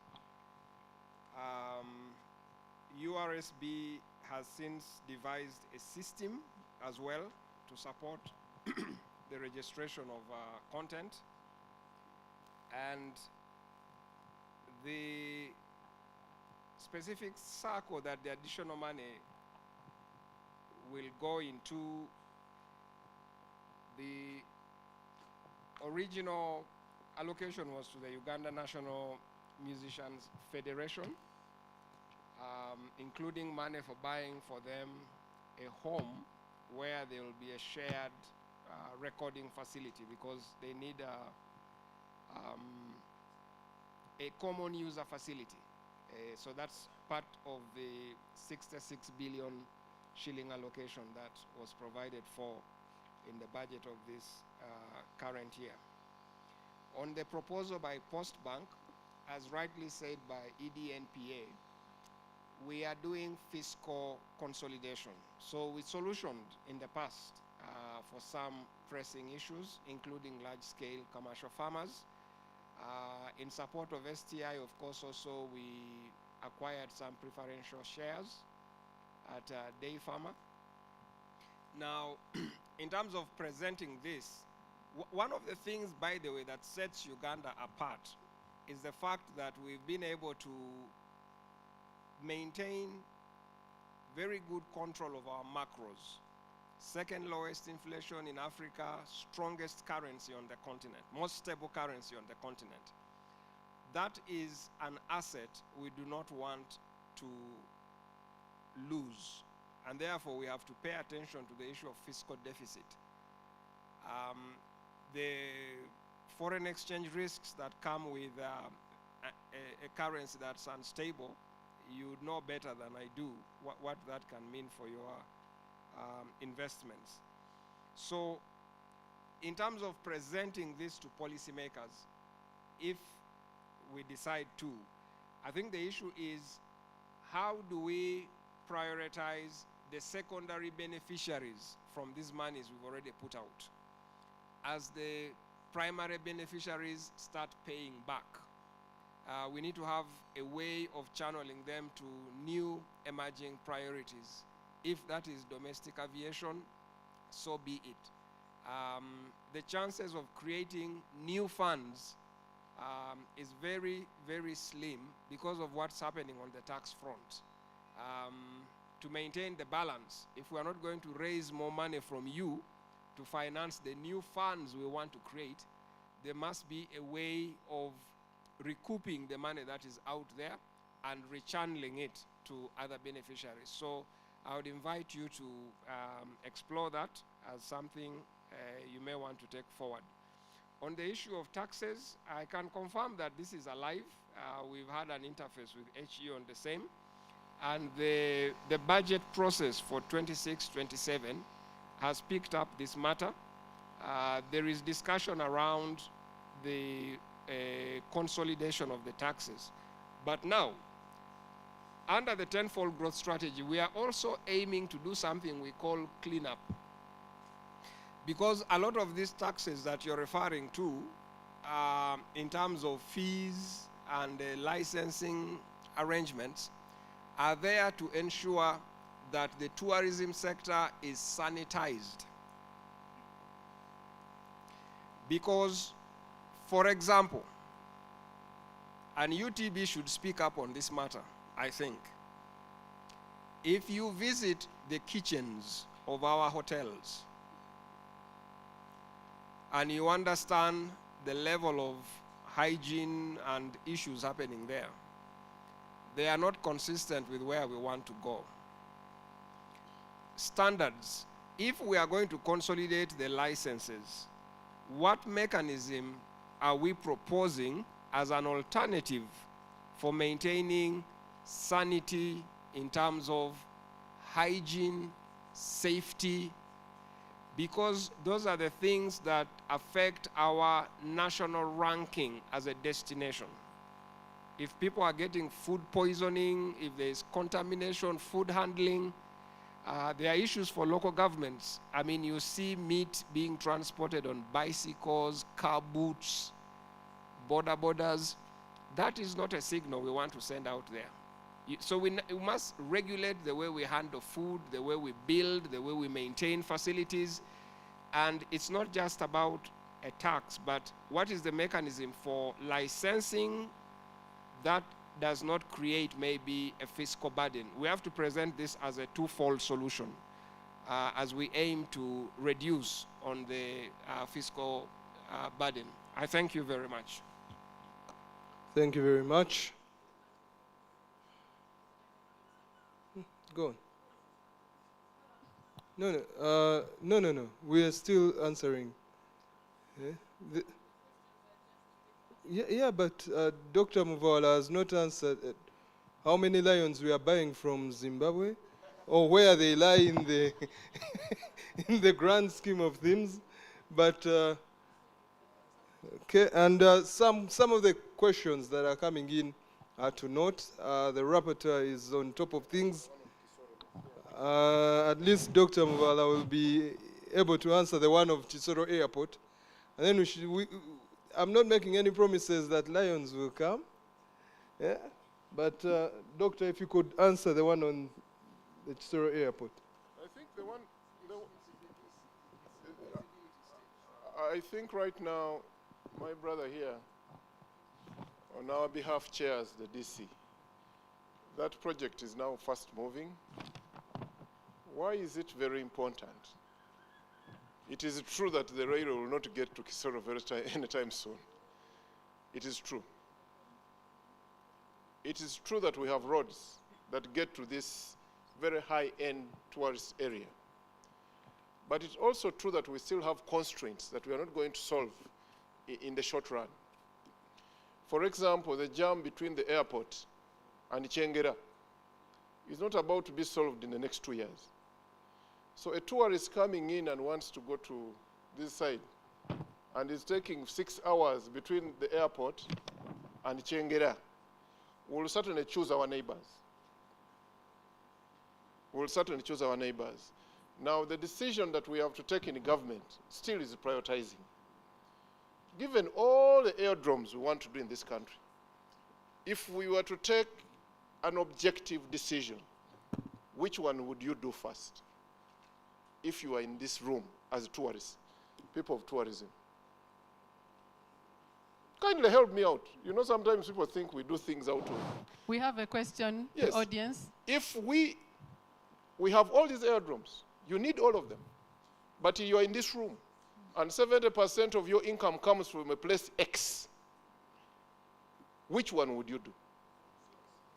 Please give ideas, less than Yes, a minute. please answer. One or two. We are here planning. Let the mic go. Which one would you do? Let's get a recommendation in less than 30 seconds, please. Thank you very much. First and foremost, from the presentations, you realized that acquiring of land was an issue. Yes. Now we have an aerodrome, the one of Kasese, which is neighboring the national park.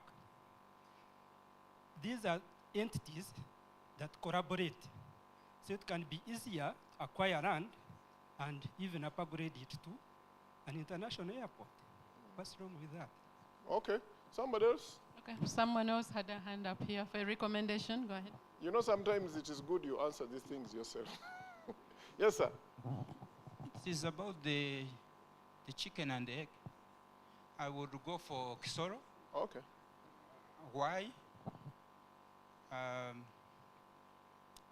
90% of our revenue comes from Bwindi, if I'm not mistaken, and supports other national parks. So I would go in for Kisoro as we plan for Kasese. Okay. Anyway, that's enough. We all agree that we should put infrastructure where we are earning, where the money is. And that is in line with the president's directive. This is what he has directed us. The president in his modeling has said, kindly invest where money is going to come.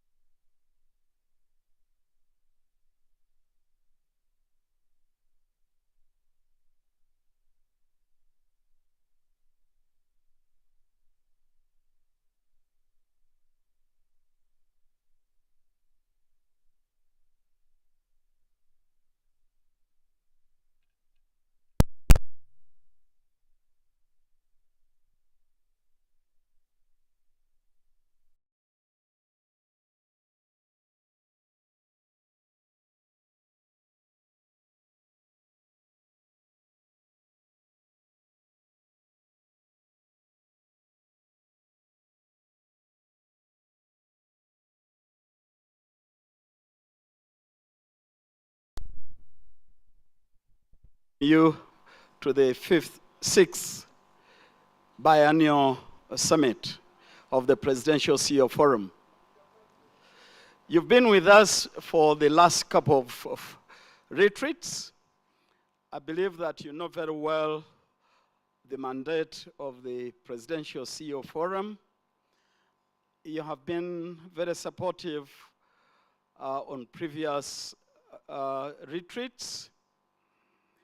But today, we've had a good conversation with captains, leaders in business, leaders in public sector on matters to do with tourism.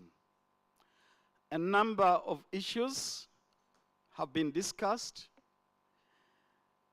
and solutions for some of them been able to identify them, but others will require your intervention, and others will require the intervention of His Excellency the President, who is also the patron of the Presidential CEO Forum. We shall have an opportunity tomorrow to share the resolutions, these deliberations, and at that moment, we shall request you to give your detailed speech about tourism before the head of state. But I think I'll be very unfair not to say two things. Particularly not because you are minister in charge, but because you're a very prominent son of this land.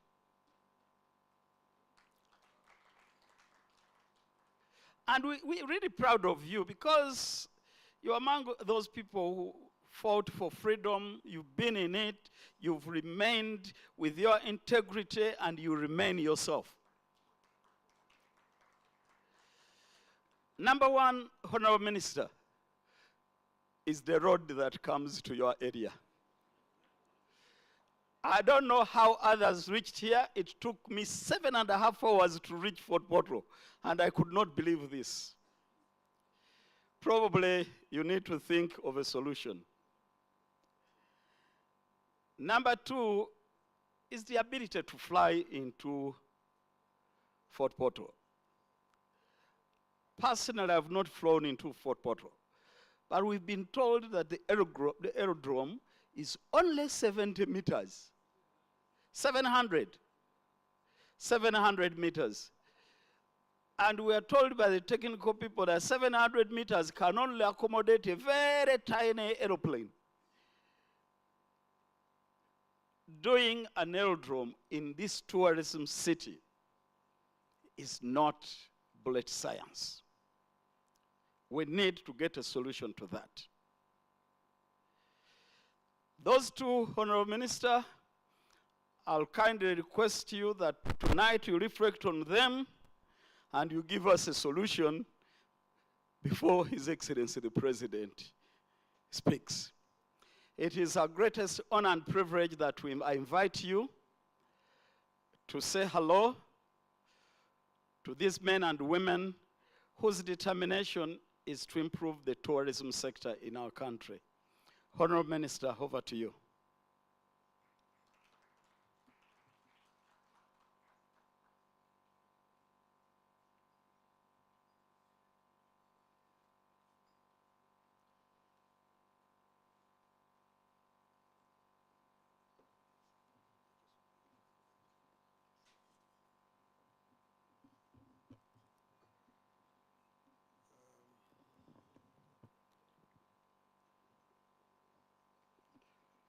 Let me start by thanking Mr. Emmanuel Katongole, who I know very well, and thank you for welcoming me home. Secondly, I want to thank the Permanent Secretary, Ministry of Tourism, Wildlife and Antiquities, who came here last night and has been standing in for me and taking charge including chairing the panel, which has just concluded business. I really want to welcome all of you distinguished members of the 6th Presidential CEO Forum in Fort Portal. I come from here, and therefore I'm excited that this forum has been organized to take place in the city of Fort Portal. Welcome, mwebale kuija.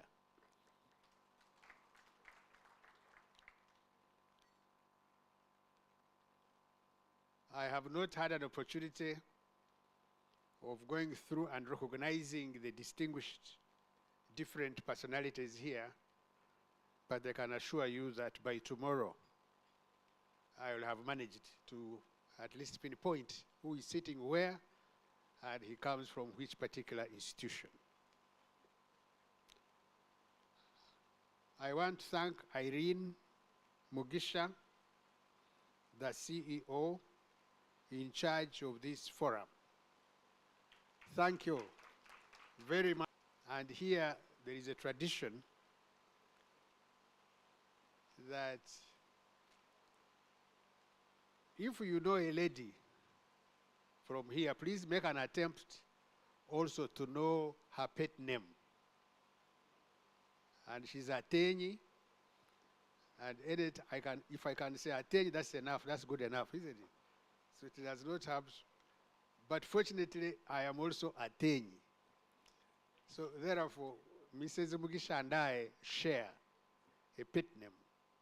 And I thank you, I congratulate you, and thank you for organizing this very important forum in Fort Portal City.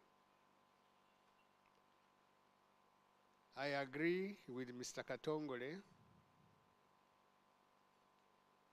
that the Kampala, Mitiana, Mubende, Kienjojo, Fort Portal Road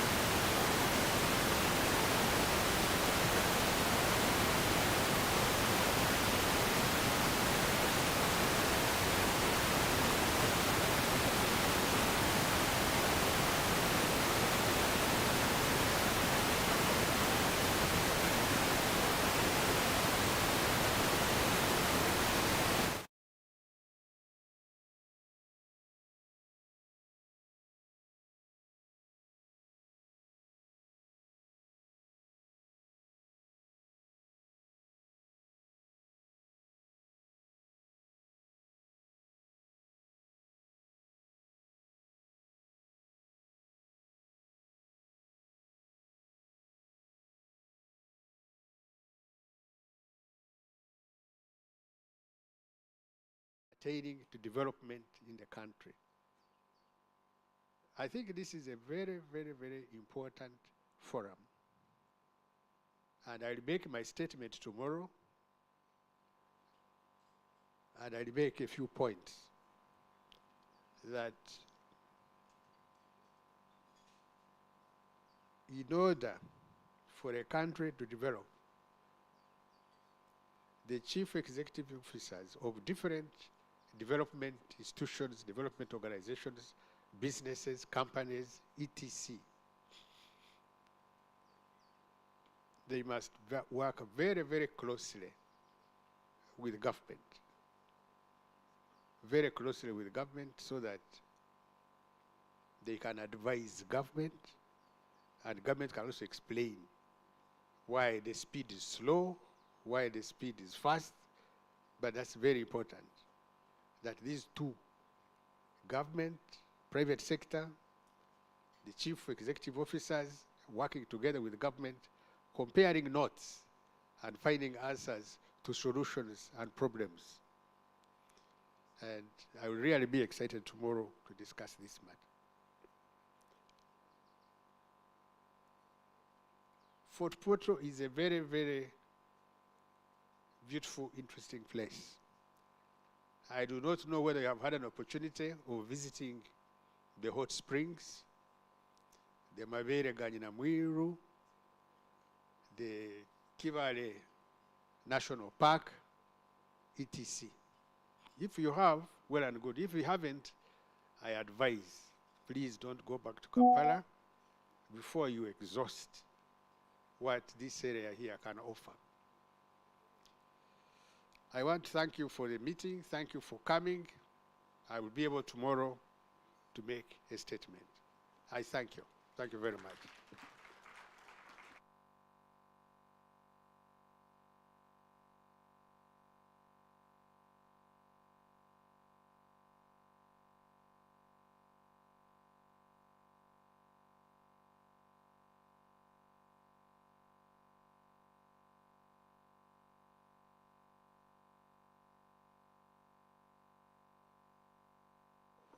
Thank you very much, Honorable.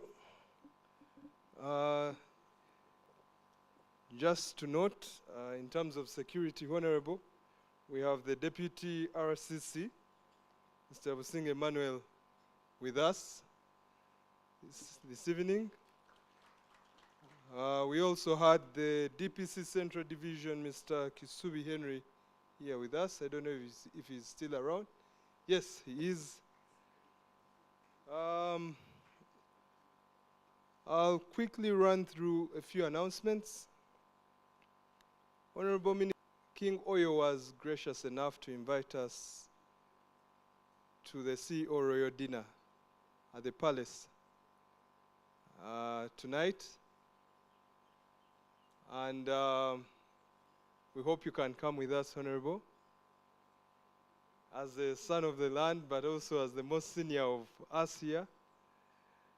All our invitations are ready, ladies and gentlemen.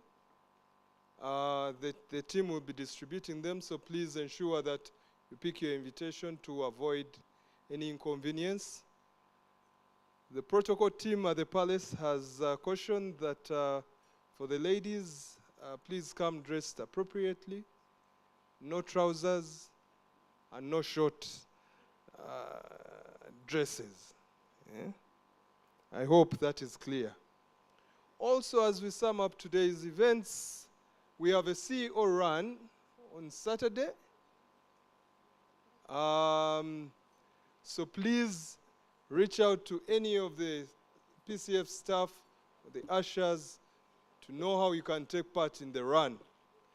It will be very exciting, and at the close of tomorrow's events, we'll be able to announce who the chief runner will be. So please ensure that you take part in the CEO run. Coffee and tea is available, and please enjoy it. And as we come to the close of this evening's events, or today's events, I would like to thank very much all our panelists and all the moderators, all the speakers for a job very well done. I will now hand over, quite briefly, to the chairperson of the technical committee, who only likes to speak things business. I am sure, I don't know, I don't want to preempt what she's going to say, but I think it has a business angle to it. Aha, thank you for the guidance. So the dinner is at 7:30. Those of you residing here who can meet here. And yes, transport arrangements have been made for a few people. If you have transport, the way you came is the way you will go. So you can take an hour, freshen up, and then converge here and we'll be able to go. Converge at 7:30 and be at the palace for 8. Seeing as it is 6, I'll leave the chair to engage us for a few meetings, for a few minutes on things. I'm sure, I'm not even sure I know what she's going to say, but it's got a business angle to it. No. It's just making you excited for nothing. Typically, the sessions have closed. So I want to thank you so much for actively participating. I think they have been exciting. We are looking forward for tomorrow. Normally, tomorrow is the day when we receive His Excellency the President, and he's very much interested to understand what are the issues that the sector is facing, and we give an opportunity to few representatives from the sector to share their experiences. I normally coordinate that session, and also would have a few beneficiaries of some of the large operational operation wealth creation funds, including UDB, ACF, the small COVID recovery fund, and GROW. So that's what we'll have now. My challenge is we have missed out on agreeing on, we normally do, we had a caucus yesterday where we discussed, I think yesterday evening. So we pick out some of those issues that have not been, we think will not be addressed. There are cases whereby we feel, according to Minister of Finance, according to Minister of Tourism, they need more pushing to HE. Those are the issues that we normally bring to the HE. If we think these issues will be addressed internally by the stakeholders we have, we normally never bring those issues, and we agree. So where we are right now, now that I want to let you go, and I'm saying, please, I'll let you go. I only want to have, if you know you are into the tourism sector as a business person, all right? That is the only person I want to speak to right now. And I let others go. Because from that, we are going to see what, we didn't get a chance to agree on the issues. And then we also agree. The representative, we already have one. We are going to select another person that will be able to bring out those issues. We agree, and then you can caucus later to come up with the final ones. We can have a session later and discuss so that we are able to move. We'll guide. So, ladies and gentlemen, I want to officially close this session to all of you and reopen it to those in the private, in the business. If you know you own any business in the tourism sector, it could be a hotel, a lodge, a tour, it could be in conservation, it could be in arts, creative industry. It's wide, it's wide. Please stay behind, and the rest can be able to leave. Just stay behind for just 5 minutes. I'll handle it in 5 minutes, and then we are able to go.